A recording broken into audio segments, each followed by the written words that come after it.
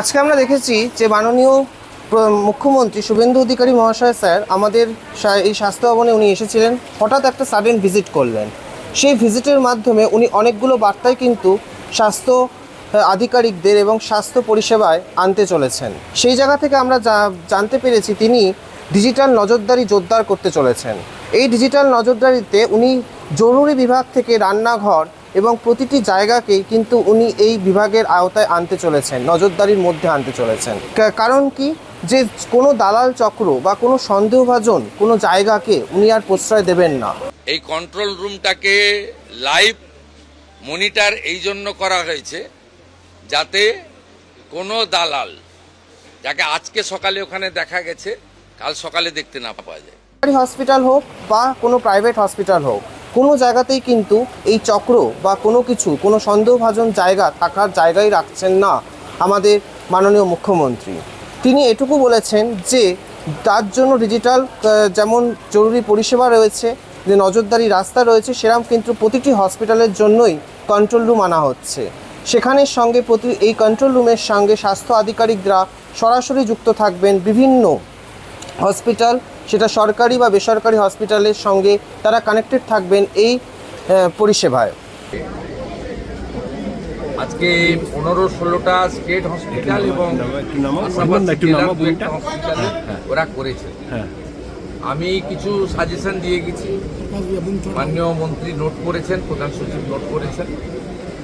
আমি এটাকে 30শে জুলাইয়ের মধ্যে বলেছি সাব ডিভিশন লেভেলে নামিয়ে দিতে এবং কিচেন পর্যন্ত মনিটরিং, বাইরে পার্কিং এবং যেখানে আমাদের ফেয়ার প্রাইস সব রয়েছে, আগামী দিনে জনঔষধি কেন্দ্র হবে, সেই জায়গাগুলো ঠিকঠাক করে দেখতে।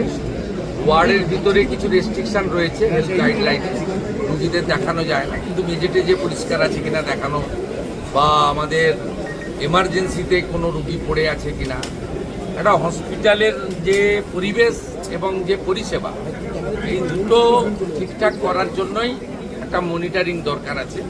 তিনি যেটা বলেছেন যে নিউটাউন অঞ্চলে একটা 2000+ বেডের নতুন মাল্টি স্পেশালিটি হসপিটালের ঘোষণা তিনি করেছেন এইখান থেকে। এছাড়াও রয়েছে বিভিন্ন স্বাস্থ্যকর্মীদের জন্য একটা ব্যাচ বিশিষ্ট বিভিন্ন কালার সমেত একটা ব্যাচ, যেখানে দাঁড়িয়ে থেকে সেই ব্যাচটা চিহ্নিত করবে প্রতিটি ডিপার্টমেন্টের আলাদা আলাদা পরিচিতি।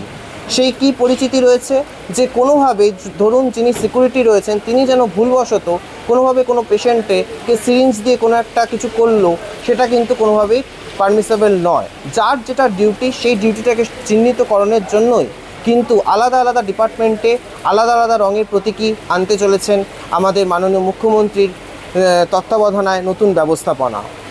আদানি গ্রুপ নিউটাউনে একটি 2000 বেডের ইন্টারন্যাশনাল মানের হসপিটাল তৈরি করছে। ওনাদের সঙ্গে আমার এগ্রিমেন্ট কমপ্লিট হয়ে গেছে। 1000 বেড থাকবে গরিব মানুষের জন্য, আর 1000 বেড ওরা কমার্শিয়ালি ইউজ করবে।